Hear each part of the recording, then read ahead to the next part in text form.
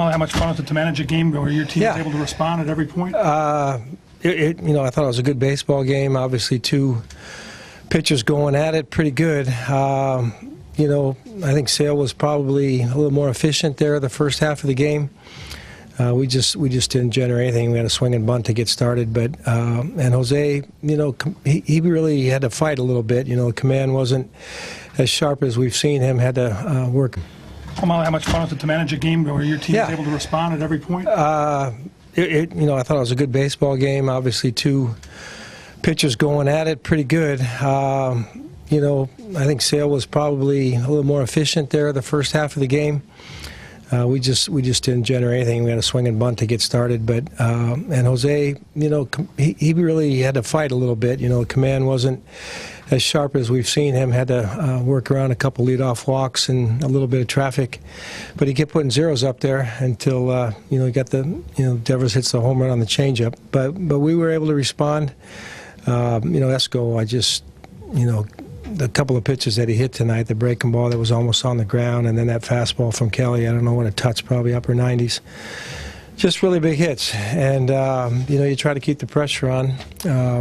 Grossman's hit, the difference there is that Martinez is coming up as a tie-in run instead of having a little bit of room to work with there. So I thought Hildy did a really nice job, and overall you just got to take a win when you got a guy like that on the mound as your opposition.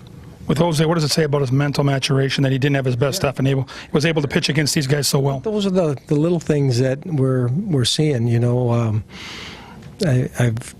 I've been really happy to see that those areas of his game seem to be the ones where we're seeing the steps forward, because that's part of what separates the really good from the just okay guys. And he's able to find a way more times than not. You're looking into getting later in the game, the second half of the game, and your team's got a chance to win, and that's what you want from him. How do you explain the amount of doubles Escobar has? He's on pace for over 70. I'd just be making something up. I marvel at it. It's a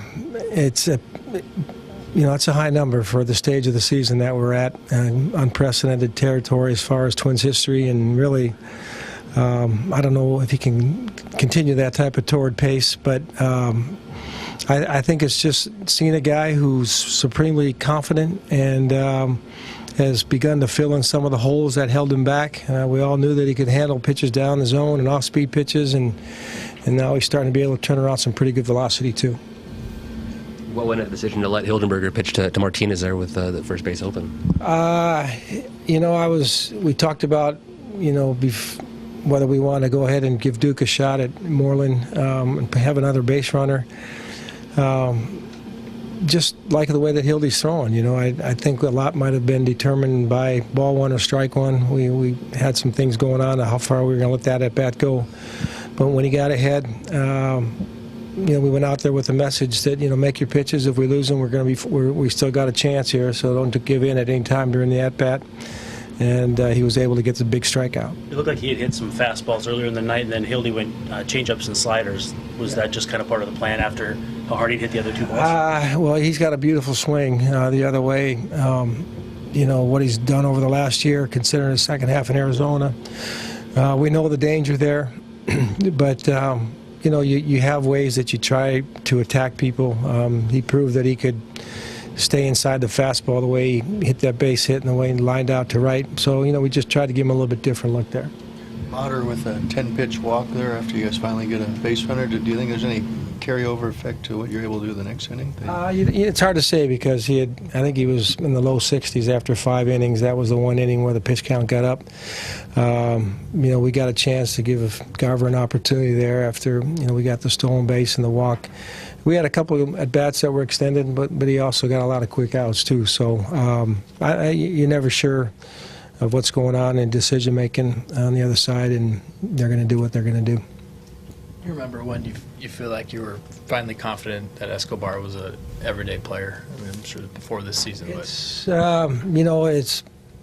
It's just the way our personnel is going in spring training and how it's shaped. Even though he hasn't come out of the gates as a regular, so to speak, he's gotten plenty of chances to play. And the more he's played, the more he's earned to play even more than that. So I couldn't be more happy for that guy. Just taking advantage of the opportunities, and he's on a really good roll, and he's just doing things that are contributing to games, especially when we come out on the winning side.